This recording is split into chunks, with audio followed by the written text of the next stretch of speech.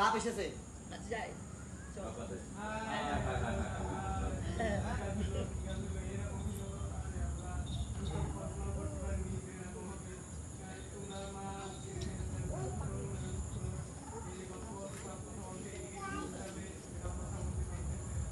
dialogue देवन नायिका fast dialogue खेपे दे बोलो অ্যাকশন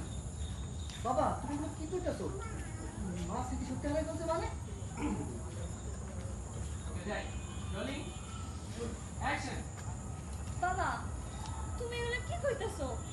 মার স্মৃতি শক্তি নাই মানে